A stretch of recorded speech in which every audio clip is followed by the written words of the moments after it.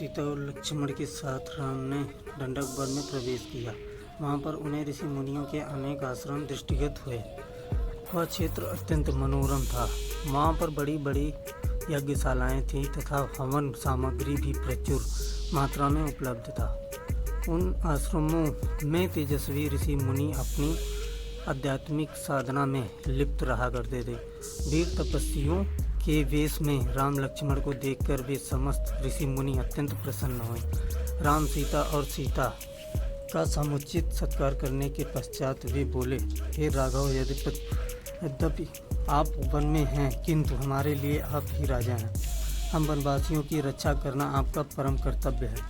आत्मचिंतन में व्यस्त रहने वाले यहाँ के निवासी तपस्वियों को दुष्ट राक्षस निर्विघ्न रूप से ईश्वर आराधना नहीं करने देते। वे उनकी तपस्या में विघ्न तो डालते ही हैं, साथ ही साथ निरपराध तपस्वियों की हत्या भी कर डालते हैं।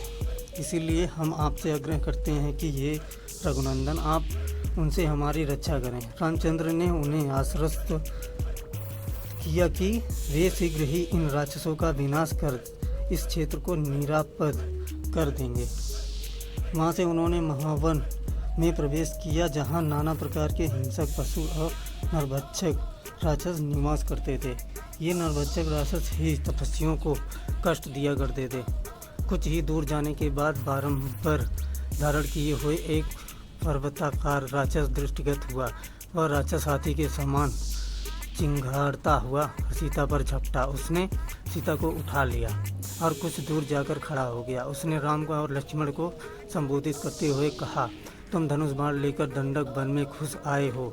ऐसा प्रतीत होता है कि तुम्हारी मृत्यु निकट आ गई है। तुम दोनों कौन हो? क्या तुमने मेरा नाम नहीं सुना?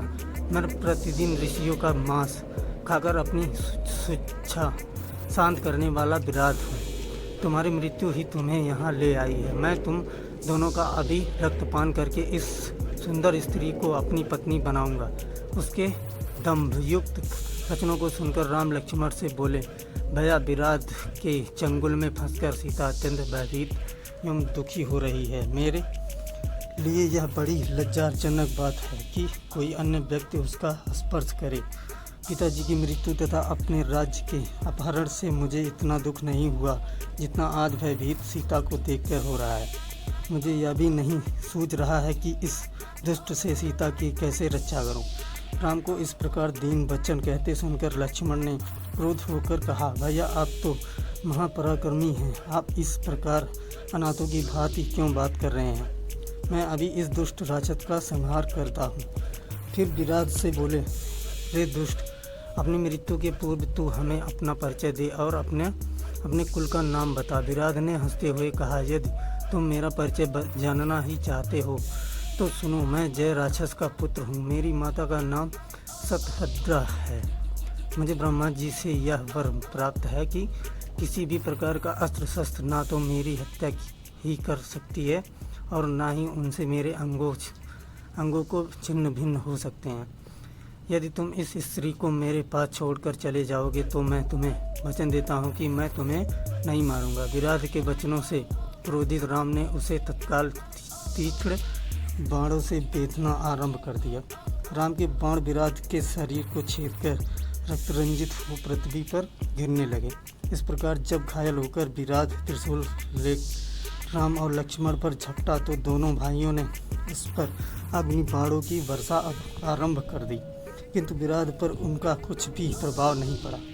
वे केवल उसके त्रिशूल को ही काट सके। फिर जब भयंकर तलवारों से दोनों भाइयों ने उस पर आक्रमण किया तो वह सीता को छोड़ राम और लक्ष्मण को दोनों भुजाओं में पकड़कर आकाश मार्ग से उड़ चला।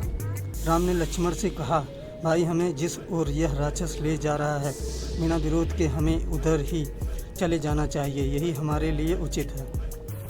विराट द्वारा राम लक्ष्मण को ले जाते देख सीता विलाप करके कहने लगी, हे राक्षस राज, इन दोनों भाइयों को छोड़ दो। मैं तुमसे प्रार्थना करती हूँ। सीता के आर्तनाद करने पर क्रोधित होकर दोनों भाइयों ने विराट की एक एक बाह मरोड़कर तोड़ डाली।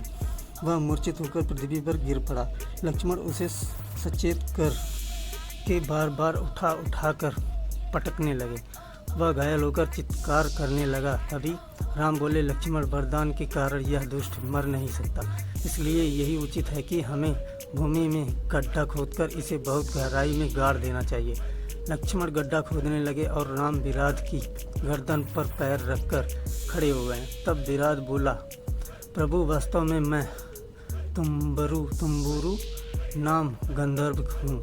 कुबेर ने मुझे राक्षस होने का शाप दिया था, मैं शाप के कारण राक्षस हो गया था। आज आपकी कृपा से मुझे उस शाप से मुक्ति मिल रही है। राम और लक्ष्मण ने उसे उठाकर गड्ढे में डाल दिया और गड्ढे को पत्थर आदि से पाट किया। सारा वन प्रांत उसके आर्तनाद से गूंज उठा।